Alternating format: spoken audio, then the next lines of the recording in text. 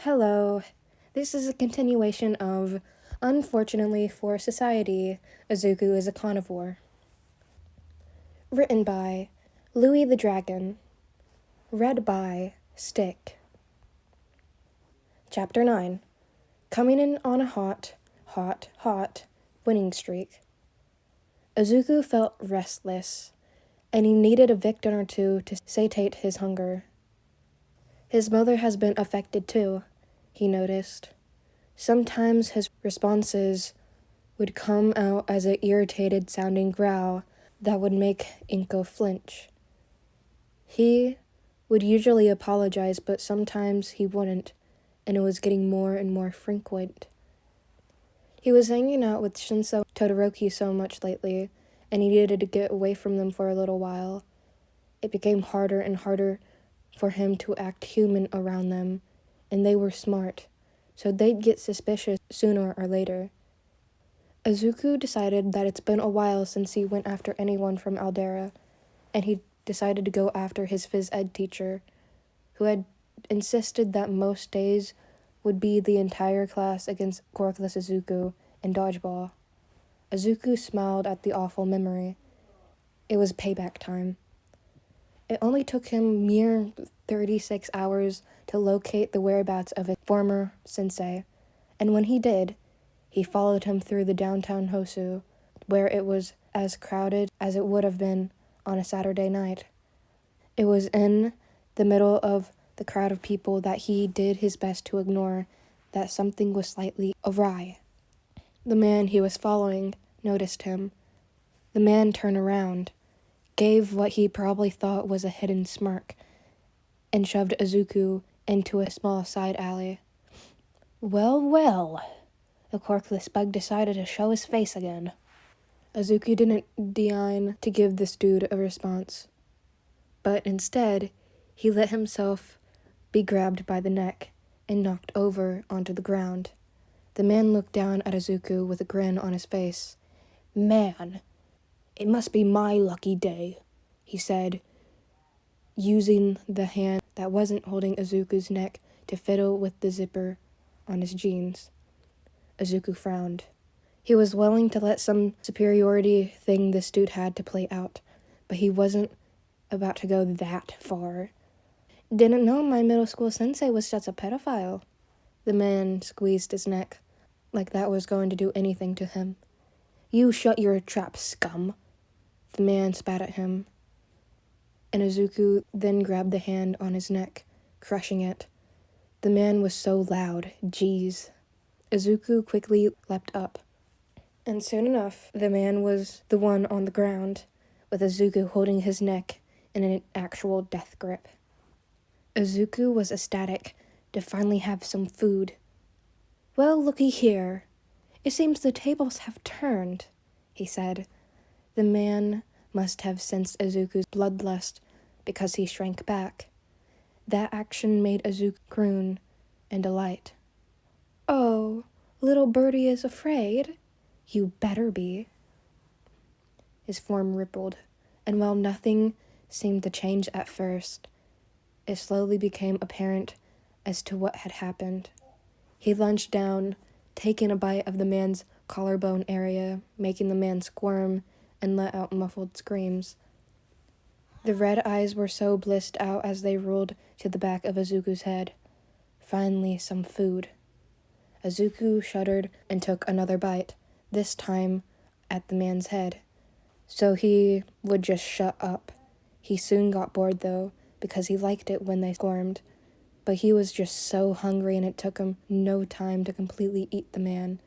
But he needed more, and that problem was soon solved when he heard a gasp come from his left. Further down the alley, his head swiveled in that direction, and he laid eyes on a woman who had seen him. He leapt at her, faster than she could move, quickly immobilizing her. He held down her head with large claws. She let out a small scream right before he quickly covered her mouth. Izuku decided to briefly reminisce by taking her wrist up to his mouth and licking it with a forked tongue. A shudder racked his form, and it compelled him to sink his fangs into the woman's bony wrist. He gulped down the blood like he was dying of thirst. His hands clawed at the woman's face as his eyes rolled to the back of his head in ecstasy. He moaned as blood ran down his lips and onto his chin. Once he was finished with the blood, he moved onto the body itself.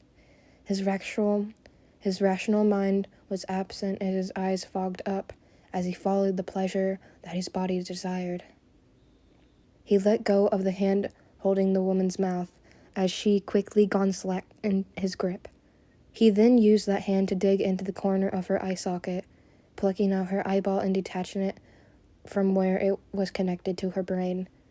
He looked at it, but for the briefest of seconds, and then popped it into his mouth as if it were a grape. A new kind of flavor flooded his taste buds. He couldn't get enough. He did the same thing with the other eye. It only took him about 10 minutes, but he made quick work of her. He was just about to finish her heart off when he heard a labor breathing and his head snapped in that direction. He didn't quite see who it was, but instead reacted on instinct and tackled the person to the ground. His clawed hands were drenched in blood and viscera, so was his face. Izuku knew he looked his part of the villain to whoever had stumbled upon him. He held the person's shoulders down, but not their neck, as he wasn't about to kill them immediately. As he licked his lips, his tongue flared out of his mouth longer than it's ever been. Izuku was miffed that he didn't get to finish his meal and give a menacing growl at the person. However, when ice started to form at the edge of his vision, he knew something was wrong. His eyes cleared from their fogginess, and with drawling horror, he recognized the person in front of him. He scrambled off of them and landed low to the ground in a crouch. Izuku was unable to stand up as he normally would, however, as his back legs had an extra joint. To Todoroki, he realized. The ice stopped forming as the now named Todoroki comprehended what was in front of him. He was in what seemed to be a hero's outfit, eyes wide, and seeming to be in a rush. Todoroki distractedly brushed his hands against his chest, yet not clearly comprehending the crimson of the blood on his hand. He spoke in a dazed manner. "Midoriya?" He shook his head rapidly. I'll ask later. Right now, I need help finding this place." He held out his phone to Izuku, who saw that it was a location just a few hours away. Izuku's head tilted to the side, like a dog being told an order from the wrong owner. Then he sniffed the air and could smell others' blood nearby. He darted off in that direction, with Todoroki on his heel. The scene he found was a surprising one. Izuku saw the hero killer, Stain, about to finish off another hero student with engines in his legs, and off to the side, Shinso, who looked like he was unable to move. He made a quick assumption that neither student wanted this kid to die, so he lunged at the blade above the kid's neck. The villain holding the blade hurriedly stepped back as a feral-looking Vinland kid tried to bite his sword in half. Todoroki made himself known as he ran up to the scene out of breath. There were slight yelps of surprise when Shinso saw, and later Ida saw the amount of blood on Todoroki. "It's not mine," he reassured them. Todoroki went over to help Shinso up, and as he did, he whispered in his ear, "It's Midoriya." Shinso sucked in an alarming breath. His head whipped around to stare at the now identified Midoriya. He couldn't tell before, but now that he's seen it, he can't unsee it. Their friend seemed so gentle before, and now that he was covered head to toe with blood, with his usual green eyes ablazing red, and his tongue long with that pre-Quark movie venom, he looked positively feral. He didn't look human. Quark or not, this was something else. Izuku croaked out a deranged laugh, not unlike that of a hyena's. "Oh, hoo, Shiggy does not like you." He decided to momentarily ignore the others in the area I think he'll do better if you're off his radar. He struggled to speak coherently. Shiggy, did he mean Shigaraki? Izuku circled around Stain, fully transforming his arms and feet to demonic-looking claws. Both blade and claw met at the same time, making a ringing sound out from the impact. Izuku's other arm wasn't idle, though, and he successfully took a chunk out of Stain's arm, severing the tendons and rendering it immobile. He took what little he got from it and sucked on it. Stain let out a soft shit and spun his arm from their impact to knock Izuku off balance. It worked, and he got an opportunity to slash Izuku's back, earning a yelp. He whipped back around, ignoring the wound on his back, and darted forward to make another laceration in the other villain's chest. Unfortunately, the wound was more pesky than he thought, and it had him just a little too slow. Stain used that opportunity to fling one of the daggers from his belt into the right arm of Izuku. He let out a high-pitched hiss as he retracted his arm to his chest. Stain then eyed the still paralyzed Shinso and smirked when he realized what was happening. He used Izuku's momentary distraction to throw one of his blades at Shinso. Unluckily for him, that's when Izuku's eyes sharpened, glowing more animalistic. He used the injured hand to block the shot. Izuku let out a bone-chilling snarl, with the people around him wincing as the snarl grew deeper. Shinso shakily let out a low whistle in the background. Damn, shouldn't have done that. Now he's mad. At least that ruled out the theory of an imposter replacing his friend. Izuku form shifted and his head grew larger and bigger, with the rest of his body changing as well. He grew just about 3 times the size of Stain. He had a long whip-like tail that flicked back and forth in agitation. At that point, his size was the main advantage, and he used it to pin Stain down to his back with hands splayed and helpless to his sides. The heroes could see the deep gashes in his back, arms, and hand rapidly heal as the dagger embedded in his hand popped out.